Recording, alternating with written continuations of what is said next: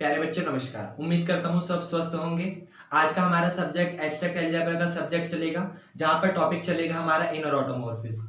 Inner automorphism पढ़ने से पहले बेसिक कंडीशन ये है कि आपको ऑटोमॉर्फिज्म आना चाहिए, आपको होमोमॉर्फिज्म आना चाहिए और आपको आइसोमॉर्फिज्म आना चाहिए। अगर आपको इन तीनों के बारे में नॉलेज है तो आप इनर ऑटोमॉर्फिज्म को पढ़ना स्टार्ट करिए, अदरवाइज आप पहले उन्हें पढ़ के फिर आप इनर ऑटोमॉर्फिज्म पे आइए। जिसका तीनों का लिंक अगर आपने नहीं पढ़ा है तो आपको डिस्क्रिप्शन में मिल जाएगा, आप प्लीज उसे पढ़ लीजिएगा। तो आइए इसको स्टार्ट करते हैं। और हर बार करते हैं कि पहले हम लोग स्टेटमेंट लिखेंगे, फिर स्टेटमेंट लिखने के बाद अपना वर्क आपको समझाएंगे, फिर उसके आगे और बढ़ेंगे। और सबसे मेन चीज हर बार की तरह इस वाले वीडियो में उसका इंट्रोडक्शन और एग्जांपल पार्ट आएगा इनर ऑटोमॉर्फिज्म का। उसके बाद अगली वीडियो में हमारा थ्योरम आएगा और प्रॉपर्टी आएगा। ये आपको समझ आया? तो चलिए शुरू करते हैं। Inner automorphism. अच्छा, इनर का मतलब तो पता है ना। जैसे देखिए, ऑटोमॉर्फिज्म किस चीज के ऊपर काम करता है? ग्रुप के ऊपर। तो उसी तरीके से इनर ऑटोमॉर्फिज्म मतलब ग्रुप के अंदर वाले एलिमेंट के ऊपर। बस बाकी लिखता हूं तो अब समझ आएगा आपको अच्छे से। स्टेटमेंट इसका क्या कहता है? देखिए statement, let A B any element, A B any element, let A be any element of a group G, the automorphism TA such that G to G defined by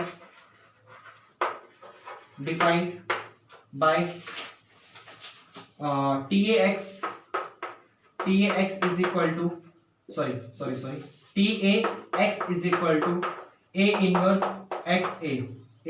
XA for all X belong to G is called an inner automorphism of G, and the set of all inner automorphism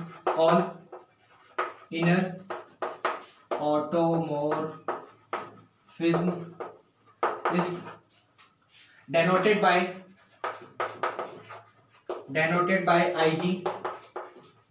thus इसको आप इस तरीके से लिख सकते हैं, IG is equal to TA such that A belong to G। Simple सा statement. देखिए अब आती है समझाने की बारी। अब तक तो हमने सिर्फ लिखा, अब काम मेन की बात है जो वहां पे आपको समझाया जाएगा। देखिए क्या, चलिए ठीक है। Let A B any element of a group G. आपके पास कोई एक ग्रुप जी है, जैसे मान लिया आपके पास सिंपल ये कोई एक ग्रुप जी है, और ग्रुप जी में कोई ना कोई आपके पास एक एलिमेंट ए जो है वो बिलोंग करता है। मतलब ए जो है आपका वो ग्रुप जी का एलिमेंट है। ये आपको समझ है?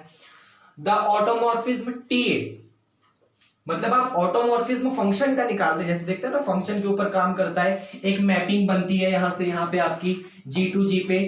ऑटोमॉर्फिज्म में सेम टू सेम मैपिंग बनती है ना, इसका मतलब आपकी G to G मैपिंग बनती है थ्रू दिस, और जिस फंक्शन को आप F से डिनोट करते हैं। लेकिन यहां पर आप क्या कर रहे हैं, उस फंक्शन को TA से डिनोट करेंगे।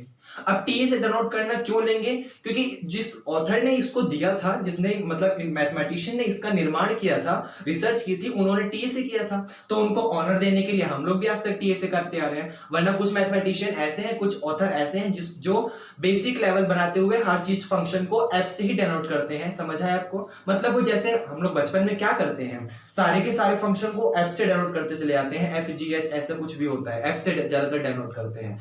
लेकिन इन मैथमेटिशियन ने T से किया, तो हम लोग भी उनको ऑनर देने के लिए T से करेंगे। लेकिन अगर आपको कहीं F मिल जाएगा तो कंफ्यूज नहीं होने का, नामकरण चेंज हुआ है, सारा काम वही है।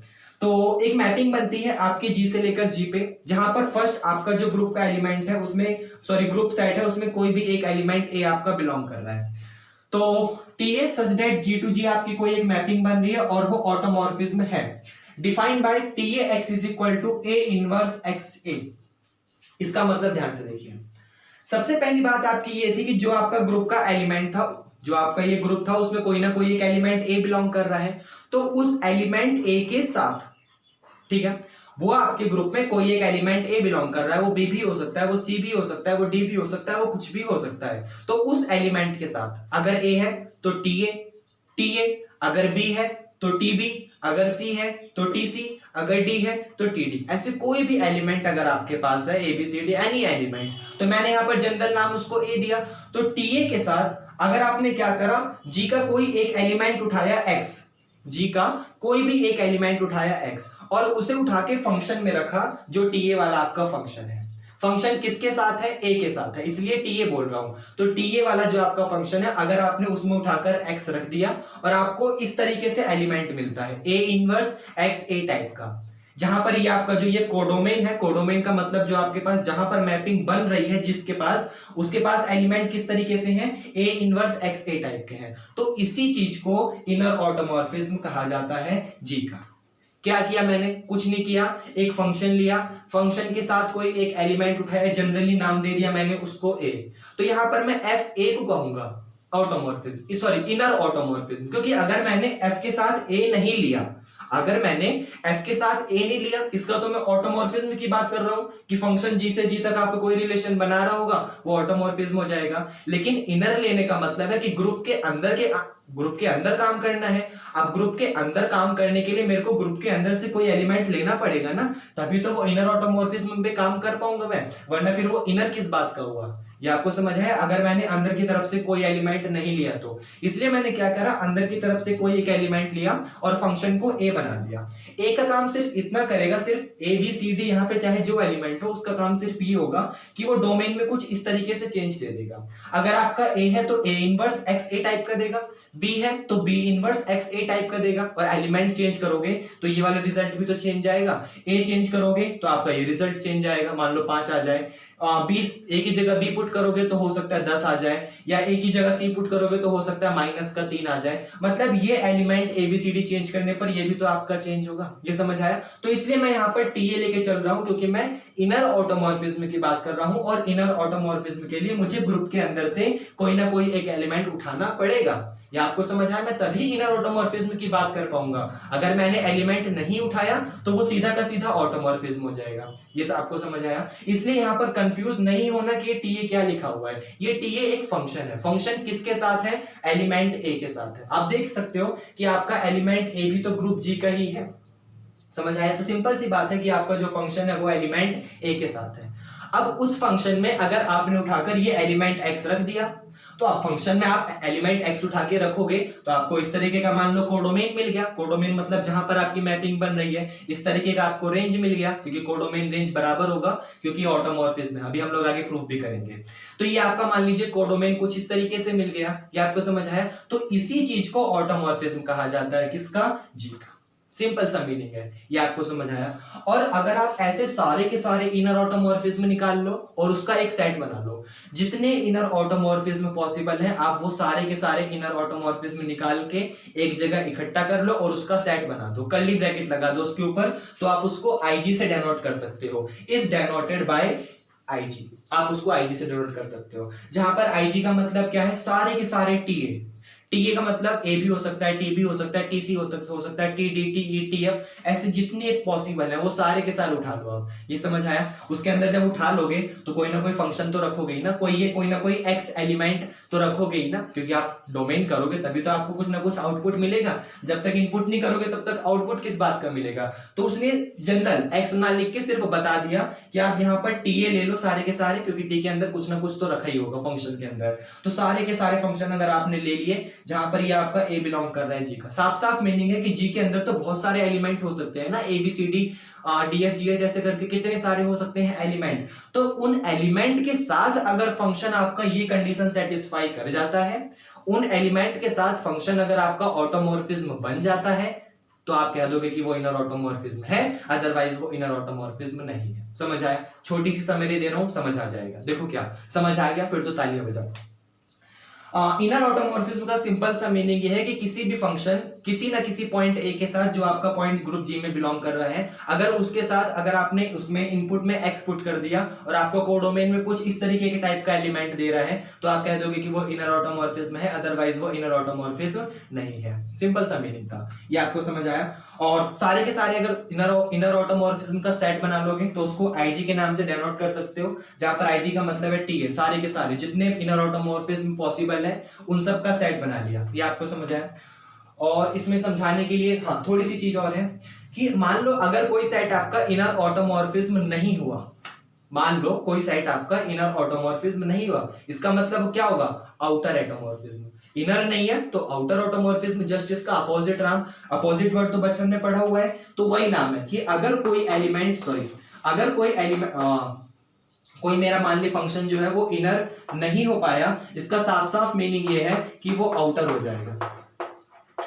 ये आपको समझ आया। अगर वो इनर नहीं हुआ तो वो आउटर ऑटोमॉर्फिज्म हो जाएगा। और यहाँ पर ध्यान से देखिए कि मैं इनर के बाद भी आउटर ऑटोमॉर्फिज्म लगा रहा हूं, इसका साफ साफ मीनिंग ये है कि मुझे ये दिखाना पड़ेगा कि मैं जिस इनर ऑटोमॉर्फिज्म TA(x) बराबर A इनवर्स XA की बात कर रहा हूं वो ऑटोमॉर्फिज्म होगा। मुझे ये दिखाना पड़ेगा, मुझे शो करना पड़ेगा, जिसे मैं अभी शो करूंगा।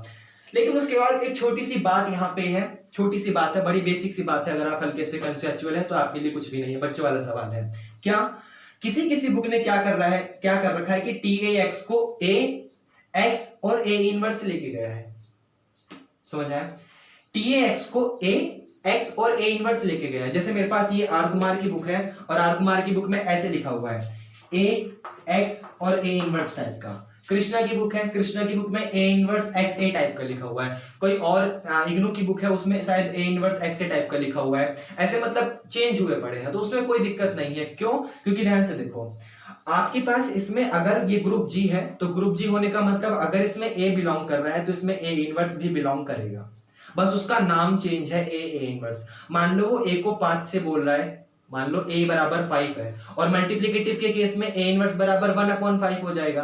तो सिंपल सा मीनिंग है यार, मैं A को 1/5 बोल दे रहा हूं तो A इनवर्स को 5 बोल दूंगा। सिर्फ नाम ही तो चेंज हो रहा है, बाकी तो मेरे पास वही है ना। आप A को A इनवर्स बोल लो या फिर A इनवर्स को A बोल लो, कोई दिक्कत तो नहीं होगी। बात तो दोनों जगह वही है कि जो यहाँ पर मैं इनवर्स की बात कर रहा हूँ वही उसका इनवर्स यहाँ लिखा हुआ है और जो एलिमेंट यहाँ लिखा हुआ है उसका इनवर्स यहाँ लिखा हुआ है। तो कंफ्यूज नहीं होने का, ये नहीं बोलने का कि मास्टर ने गलत पढ़ा है ना। यहाँ पर आपके सामने हो सकता है AX A इनवर्स लिखा हुआ आ जाए या हो सकता है A इनवर्स XA लिखा हो जाए, कंफ्यूज नहीं होने का। सिंपल सा मीनिंग है कि किसी भी फंक्शन में पॉइंट A के साथ अगर आपने उसके इनपुट में X पुट कर दिया और आपको कोडोमेन में कुछ इस तरीके का एलिमेंट मिल गया तो आप कह दोगे कि हाँ वो इनर ऑटोमॉर्फिज्म है। ये आपको समझ आया, सिंपल सा मीनिंग है। चलिए ठीक है, अब हम ये प्रूफ करेंगे कि जो ये इनर ऑटोमॉर्फिज्म है ये एक ऑटोमॉर्फिज्म भी होता है। हम ये प्रूफ करेंगे कि जो एक इनर ऑटोमॉर्फिज्म है आपका ये फंक्शन जो है TA(x) ये इनर ऑटोमॉर्फिज्म है। तो हम लोग उसे ये दिखाएंगे कि हाँ ये ऑटोमॉर्फिज्म भी होता है। लेकिन उससे पहले क्या क्लियर आ रहा है? हाँ क्लियर है, समझ है आपको। तो आइए अब हम लोग इसे दिखाएंगे कि ये इनर ऑटोमॉर्फिज्म भी होता है। तो चलिए काम करते हैं, इस तरफ कर दें। चलिए ठीक है,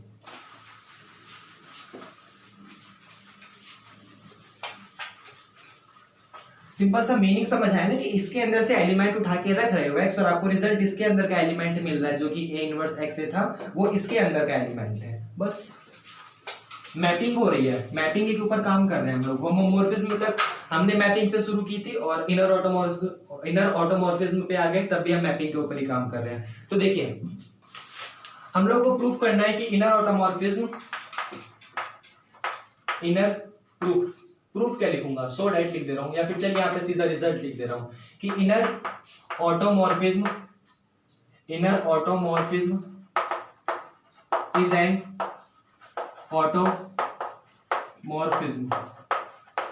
inner automorphism is an automorphism. अब आप जानते हो ऑटोमॉर्फिज्म में कंडीशन क्या होती है कि मैपिंग सेम टू सेम होनी चाहिए। मतलब अगर आपका सेट यहाँ पे G है तो यहाँ पर भी मैपिंग G की ही होनी चाहिए, G to G मैपिंग होती है। उसके अलावा दूसरी कंडीशन है कि फंक्शन, पहले मैपिंग के अलावा कंडीशन आती है कि फंक्शन होमोमॉर्फिज्म होना चाहिए, फंक्शन 1-1 होना चाहिए और फंक्शन ऑन टू होना चाहिए। और अगर उसने ये तीनों कंडीशन सेटिस्फाई कर दी with mapping G to G तो हम कह देंगे कि वो फंक्शन हमारा ऑटोमॉर्फिज्म है। समझ आए? दोबारा रिपीट करूं, कोई भी function mapping G to G के साथ अगर वो होमोमॉर्फिज्म भी है, वो 1-1 भी है, वो ऑन टू भी है, इसका मतलब वो ऑटोमॉर्फिज्म है। ये आपको समझ आया? तो आइए काम करते हैं उस पे। अब देखिए सबसे पहले हम लोगों को ये प्रूफ करना होगा कि जो ये हमारा ये TA लिखा हुआ था, TA का मतलब आप समझते हो ना, TA x is equal to ये वाला A इनवर्स XA, ये जो लिखा हुआ था हमें ये प्रूफ करना है कि ये होमोमॉर्फिज्म होगा, क्योंकि ऑटोमॉर्फिज्म में सबसे पहला पॉइंट मान लीजिए होमोमॉर्फिज्म का आता है, तो हम लोगों को सबसे पहले वो होमोमॉर्फिज्म प्रूफ करना होगा। और होमोमॉर्फिज्म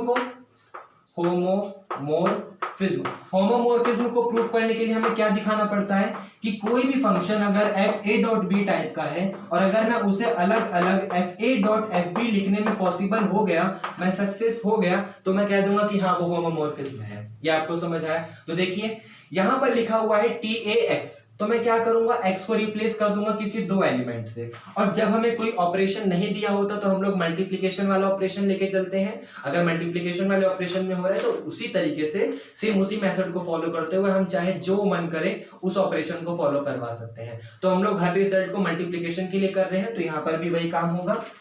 क्या करूंगा कि मैं यहाँ पर x को रिप्लेस कर दूंगा किसी भी दो एलिमेंट से, तो ये मेरे पास रिजल्ट आ जाएगा TAX.y, और अगर मैंने इसको प्रूफ कर दिया कि ये बराबर होता है TAX, क्योंकि मेरे को ये FA अलग जाना है, मतलब x अलग जाएगा, इनटू TAY, अगर मैंने ये प्रूफ कर दिया तो मैं कह दूंगा कि हाँ ये होमोमॉर्फिज्म है। ये आपको समझ आया? अब ध्यान से देखिए, मैं इसके ऊपर काम करूंगा, तो इसके ऊपर काम करते करते मैं ये प्रूफ करूंगा। तो चलिए शुरू करते हैं, ये वाला TAX.y। अब देखिए यहाँ पर छोटा सा मतलब कि TAX का मतलब क्या था, A इनवर्स पहले, x बीच में, A बाद में। उसी तरीके से TAX.y का मतलब होगा A इनवर्स पहले, x.y बीच में। ये आपको समझ आया? और A बाद में। हाँ ना में जवाब चाहिए, समझ आया? चलिए ठीक है। अब उसके बाद थोड़ा सा और सोचिए, आप इसको लिख सकते हो क्या, ये वाला A इनवर्स x यहां पर लिख सकती हो क्या A into A inverse y into A। मैंने क्या करा, मैंने x और y के बीच में ये A और A इनवर्स घुसे दिया। अब A इनवर्स और A इनवर्स लगाने का साफ साफ मीनिंग ये हो गया, क्योंकि मैं जानता हूं A और A इनवर्स दोनों एक दूसरे के इनवर्स हैं, इसलिए वो आपस में कंपोज होकर मेरे को आइडेंटिटी एलिमेंट देंगे। ये आपको समझ आया? अब जब मेरे को आइडेंटिटी एलिमेंट देंगे तो आइडेंटिटी एलिमेंट में किसी की भी मल्टीप्लाई करूंगा, रिजल्ट वही सेम टू सेम मिलेगा। तो ये आइडेंटिटी एलिमेंट है। आइडेंटिटी एलिमेंट की मान लीजिए चाहे मैं इधर मल्टीप्लाई करूं चाहे इधर मल्टीप्लाई करूं, वो वही सेम टू सेम देने वाला है, तो कोई असर नहीं पड़ेगा। ये आपको समझ आया? अब मैं क्या कर दूंगा कि यहाँ पर पेयरिंग बना लूंगा। कैसी पेयरिंग बना लूंगा कि A इनवर्स के साथ XA अलग ले लूंगा और यहाँ पर A इनवर्स के साथ YA अलग ले लूंगा। ये आपको समझ आया? और आप काफी अच्छे से देख सकते हो कि A इनवर्स XA मतलब का A इनवर्स XA का मतलब क्या था, TAX। तो ये रिजल्ट मेरे पास आ जाएगा बराबर TAX। ये आपको समझ आया? उसी तरीके से A इनवर्स YA का मतलब क्या था, TAY, क्योंकि यहाँ पर x की जगह y रिप्लेस हो जाएगा, तो ये आ जाएगा TAY। और आप ध्यान से देखिए कि आपने यही रिजल्ट यहाँ पर आपको चाहिए था। जब आपने ये रिजल्ट प्रूफ कर दिया, इसका मतलब आपने साफ साफ कह दिया कि वो आपको होमोमॉर्फिज्म हो गया। ये आपको समझ आया? तो पहली कंडीशन तो प्रूफ हो गई। अब हम लोग सेकंड कंडीशन प्रूफ करेंगे 1-1 वाली। इसे रफ करें, चलिए ठीक है, कर दें, ठीक है।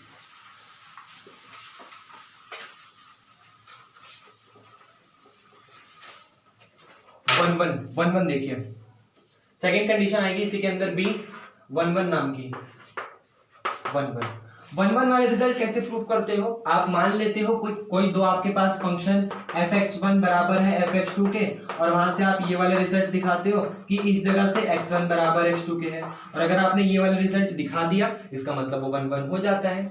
यहाँ पर फंक्शन किस टाइप का है, TAX टाइप का है, तो आप यहाँ पर मान के चलोगे कि आपका TAX बराबर है TAY के, और फिर ये शो करोगे कि x बराबर y होता है, और अगर आपने ये शो कर दिया तो आपका फंक्शन 1-1 हो जाएगा, और आपने नहीं शो करा तो 1-1 नहीं हो पाएगा। तो चलिए देखते हैं क्या होता है।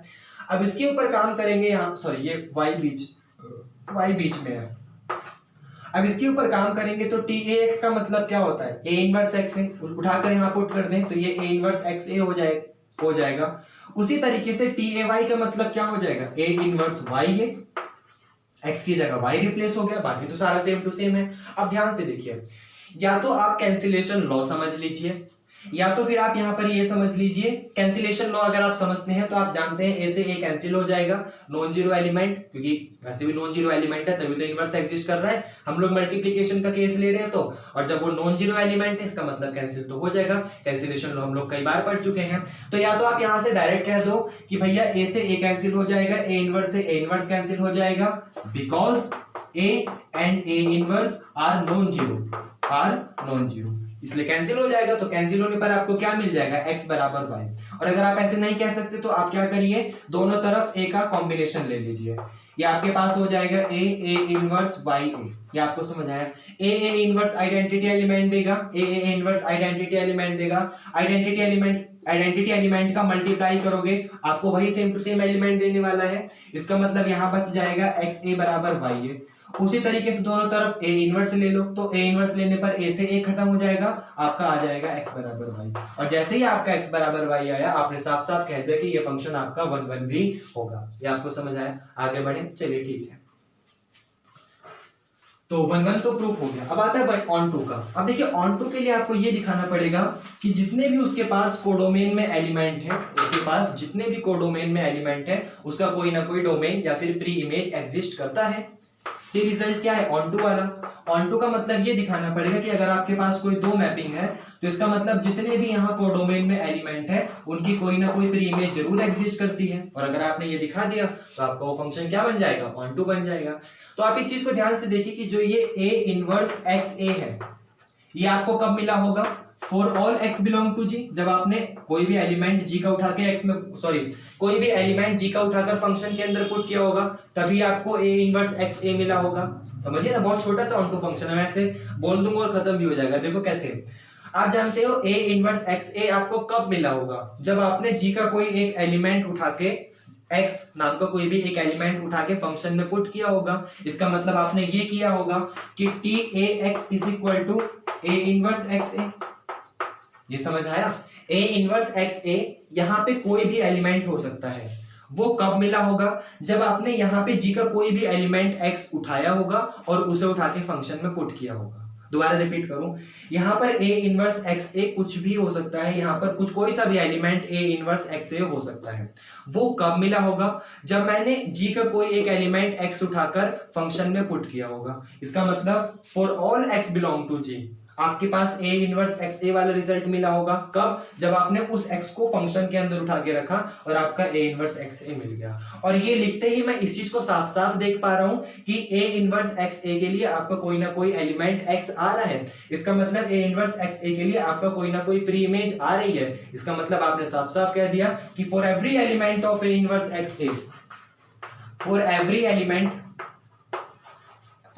Element of a inverse x a, there exist, symbol बना सकता था मैं लेकिन लिख दे रहा हूं पूरा का पूरा, there exist an element x belong to g, so ta is onto. ये समझ आया, क्योंकि a इनवर्स x के लिए कोई ना कोई आपका x एग्जिस्ट कर रहा होगा, तभी तो आपने उसे फंक्शन में उठा के रखा और आपका a इनवर्स x से आया होगा, आप a इनवर्स x से आया होगा। इसका मतलब आपने साफ साफ कह दिया कि हर एक a इनवर्स x के लिए उसकी कोई ना कोई प्री इमेज एग्जिस्ट कर रही है x बिलोंग टू g में। यहाँ प्री इमेज नाम का वर्ड भी डाल लो अगर डालना चाहो तो। प्री इमेज आपको समझ आया, कोई ना कोई बिलोंग कर रही है, इसका मतलब आपका फंक्शन ऑन टू है। और जैसे ही मैंने ये प्रूफ कर दिया कि ये ऑन टू था, पीछे 1 1 था और होमोमॉर्फिज्म था, इसका मतलब साफ साफ कह रहा हूं कि ये TA जो है वो ऑटोमॉर्फिज्म है। इसका मतलब ये इनर ऑटोमॉर्फिज्म है। ये आपको समझ आया। तो मैंने ये प्रूफ कर दिया कि मेरा जो इनर ऑटोमॉर्फिज्म वाला फंक्शन था वो ऑटोमॉर्फिज्म है। ये आपको समझ आया। तो ये इसका इंट्रोडक्शन पार्ट था। इंट्रोडक्शन पार्ट यहाँ पर हमारा फिनिश हो गया है। मैंने आपको इसका डेनोशन पॉइंट बता दिया है, किसको कैसे डेनोट करेंगे। डेनोट करने के लिए अगर आप सारे के सारे इनर ऑटोमॉर्फिज्म का सेट ले लेंगे तो उसको IG से डेनोट कर सकते हैं, INNG से डेनोट कर सकते हैं, कुछ भी ले सकता है सामने वाला बंदा, वो IG ले सकता है। IG का मतलब इनर ऑटोमॉर्फिज्म ऑफ G। वो INN ले सकता है, INN का मतलब इनर ऑटोमॉर्फिज्म ऑफ G, कुछ भी ले सकता है।